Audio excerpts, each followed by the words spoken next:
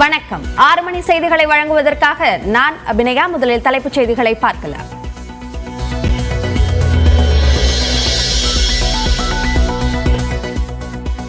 நடப்பு நிதியாண்டிற்கான மத்திய நிதிநிலை அறிக்கையை தாக்கல் செய்தார் நிதியமைச்சர் நிர்மலா சீதாராமன். புதிய வருமான வரி திட்டத்தில் 7 லட்சம் வரையிலான ஆண்டு வருமானத்திற்கு 5% மட்டுமே வரி என அறிவிப்பு.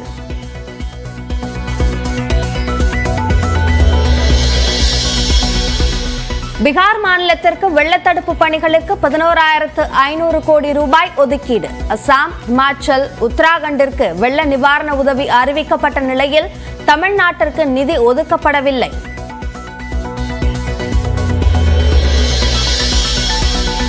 ஆந்திரா தலைநகர் அமராவதியின் கட்டமைப்பு பணிகளுக்கு பட்ஜெட்டில் 15,000 கோடி ஒதுக்கீடு. ஆட்சிக்கு உறுதுணையாக இருக்கும் ஆந்திர அரசுக்கு வலு சேர்க்கும் வகையில் போலாவரம் நீர்ப்பாசன திட்டத்திற்கும் நிதி உதவி.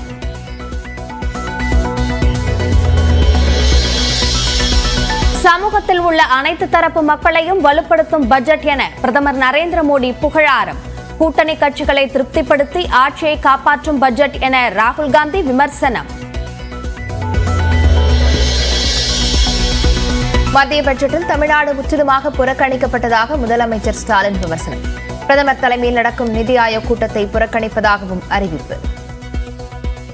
தமிழ்நாடு என்ற சொல்ல நிதிநிலை அறிக்கையில இல்லை, பட்ஜெட்டில் இல்லைன்னு சொல்கிறத விட ஒன்றிய பாஜக ஆட்சியாளரோட சிந்தனை அலையும் செயல் அலையும் தமிழ்நாடு இல்லை.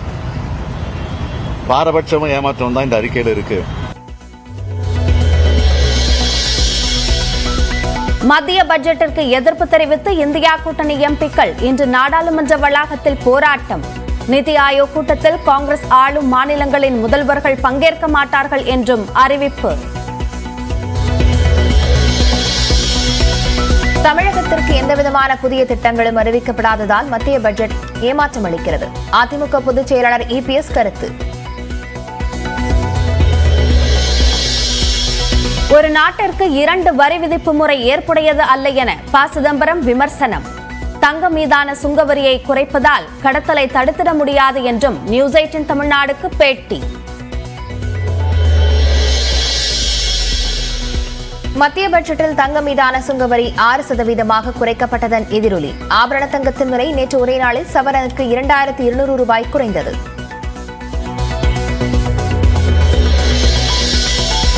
நீட் ரிசல்ட்டை ரத்து செய்து மறுதேர்வுக்கு உத்தரவிட முடியாது என உச்சநீதிமன்றம் தீர்ப்பு. எதிர்காலத்தில் முறைகேடு நடக்காமல் தடுக்க உரிய நடவடிக்கை எடுக்க வேண்டும் என மத்திய அரசுக்கு உத்தரவு.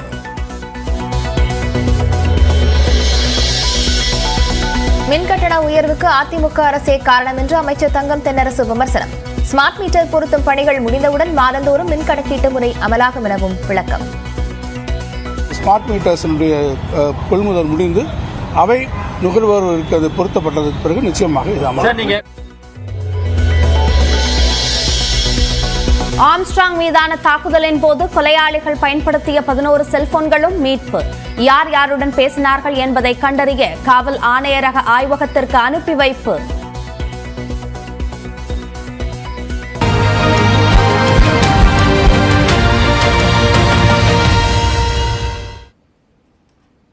முதன்முறை பணிக்கு செல்வோருக்கு 1 மாத ஊதியம் ஊக்கத்தொகையாக வழங்கப்படும் என்று மத்திய அரசின் நிதிநிலை அறிக்கையை தாக்கல் செய்த நிதியமைச்சர் நிர்மலா சீதாராமன் தெரிவித்துள்ளார்.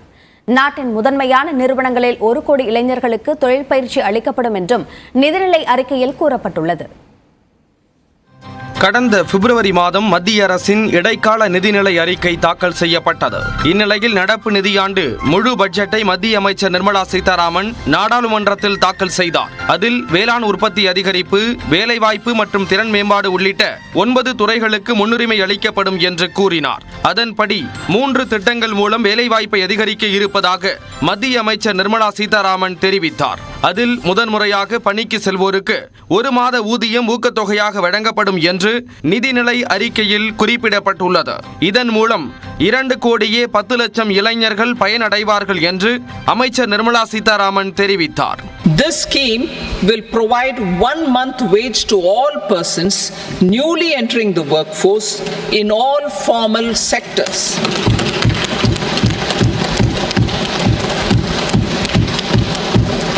Direct benefit transfer of 1 month's salary in 3 installments to first-time employees as registered in the EPFO will be up to 15,000 rupees.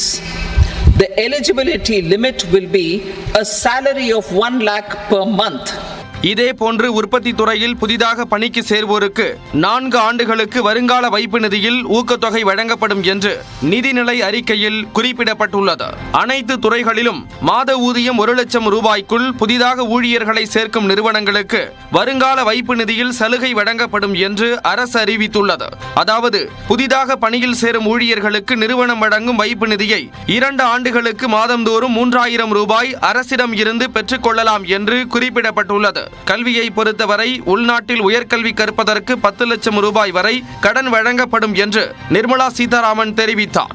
Education loans for helping our youth who have not been eligible for any benefit under government schemes and policies. I am happy to announce a financial support for loans up to 10 lakh rupees for higher education in domestic institutions. நாட்டில் உள்ள 500 முதன்மையான நிறுவனங்களில் 5 ஆண்டுகளுக்கு 1 கோடி இளைஞர்களுக்கு தொழிற்பயிற்சி அளிக்கப்படும் என்று மத்திய அமைச்சர் நிர்மலா சீதாராமன் கூறினார். 12 மாதங்கள் வழங்கப்படும் இந்த பயிற்சிக்கு மாதந்தோறும் 5000 ரூபாயும் ஒரு முறை 6000 ரூபாயும் ஊக்கத்தொகையாக வழங்கப்படும் என்று நிதிநிலை அறிக்கையில் குறிப்பிடப்பட்டுள்ளது. அதாவது ஒட்டுமொத்தமாக ஓராண்டு பயிற்சிக்கு 66000 ரூபாய் ஊக்கத்தொகை கிடைக்கும். புதிய வருமான வரி திட்டத்தில் செய்யப்பட்டிருக்கும் மாற்றங்கள் என்ன என விளக்குகிறார் நமது நெறியாளர் தேவப்பிரியன். மத்திய பட்ஜெட்ல வருமான வரி திட்டத்தில் மாற்றம் செய்யப்பட்டிருக்கு. என்ன மாற்றம் அப்படின்றத பார்க்கலாம். ஸோ 2024-2025 நிதியாண்டில் தான் இந்த மாற்றம் அப்படின்றது அறிவிக்கப்பட்டிருக்கு. 3 லட்சம் ரூபாய் வரைக்கும் வருமானம் ஈட்டக்கூடிய நபராக நீங்கள் இருந்தீங்க அப்படின்னா எந்த விதமான டாக்ஸும் பே பண்ண வேண்டியதில்லை. 3 லேக்லேருந்து 7 லேக் உள்ள இருந்தீங்க அப்படின்னா 5% டாக்ஸ் பே பண்ணணும். 7 லேக்லேருந்து 10 லேக் உள்ள இருந்தீங்க அப்படின்னா 10% டாக்ஸ் பே பண்ணணும். 10 லேக்லேருந்து 12 லேக்குள்ள இருந்தீங்க அப்படின்னா 15% டாக்ஸ் பே பண்ணணும். 12லேருந்து 15 லேக்குள்ள இருந்தீங்க அப்படின்னா 20% டாக்ஸ் பே பண்ணணும். 15லேருந்து அதுக்கு மேலே நீங்கள் எவ்வளோ வருமானம் ஈட்டினாலும் உங்களுடைய டாக்ஸ் ஸ்லாப் அப்படின்றது 30% இருக்கும். ஸோ என்ன சேஞ்சஸ் வந்திருக்கு அப்படின்னு பார்க்கும்போது இந்த 3 ஸ்லாப்ல தான் இப்போ சேஞ்சஸ் பண்ணியிருக்காங்க. இதுக்கு முன்னாடி அதாவது போன நிதியாண்டில் இந்த ஸ்லாப் அப்படின்னு பார்க்கும்போது 3 லட்சத்துலேருந்து 6 லட்சமாக இருந்தது. அப்போ நீங்கள் 5% டாக்ஸ் பே பண்ணியிருப்பீங்க. ஆனால் இப்போவும் அதே 5% தான் பே பண்ண போகிறீங்க. பட் இந்த ஸ்லாப் அப்படின்றது 3 லேக்லேருந்து 7 லேக் வரைக்கும் எக்ஸ்டெண்ட் பண்ணியிருக்காங்க. கூடுதலாக 1 லேக் உங்களுக்கு சேர்த்துருக்காங்க. அதே மாதிரி இங்கே 6 லேக்லேருந்து 9 லேக்காக இருந்தது. இங்கே 7 லேக்லேருந்து 10 லேக்காக இருக்குது. ஸோ இங்கேயும் 1 லேக் அப்படின்றது கூடுதலாக இன்க்ரீஸ் ஆகிருக்கு. அதே மாதிரி இங்கே 9 லேக்லேருந்து 12 லேக்காக இருந்தது. ஸோ இங்கே 10 லேக்லேருந்து 12 லேக். ஸோ இந்த 3 ஸ்லாப் 5லேருந்து 15% வரைக்கும் இருக்கக்கூடிய இந்த டேக்ஸ் ஸ்லாபில் தான் மாற்றம் பண்ணியிருக்காங்க. ஸோ இதுதான் இந்த ஒட்டுமொத்தமாக நியூ டாக்ஸ் ரெஜிமில் செஞ்சுருக்கக்கூடிய மாற்றம் அப்படின்னு புரிஞ்சுக்கலாம். அதாவது old tax regime, new tax regime அப்படின்னு சொல்லிட்டு 2 டாக்ஸ் ரெஜிம் இருக்குது. இது ரெண்டுமே நியூ டாக்ஸ் ரெஜிமுக்கு தான் பொருந்தும். சரி, ஓல்ட் டாக்ஸ் ரெஜிமில் இருக்கக்கூடிய நபர்களுக்கு என்ன விதமான சேஞ்சஸ் பண்ணியிருக்காங்க அப்படின்றத நம்ம பார்க்கலாம். ஓல்ட் டாக்ஸ் ரெஜிமில் இருக்கக்கூடிய நபர்களுக்கு எந்த விதமான சேஞ்சஸுமே பண்ணலை அப்படின்றது தான் இந்த பட்ஜெட்லேருந்து நம்ம புரிந்து கொள்ள வேண்டிய விஷயமா இருக்குது. அந்த வகையில் 3 லட்சம் ரூபாய் வரைக்கும் நீங்கள் எந்த விதமான வரியும் செலுத்த வேண்டியதில்லை. அதுக்கு மேலே அப் டு 6 லேக் வரைக்கும் 5% நீங்கள் டாக்ஸ் பே பண்ணணும். 6 to 9 லேக் வரைக்கும் இருந்தீங்க அப்படின்னா 10% டாக்ஸ் பே பண்ணணும்.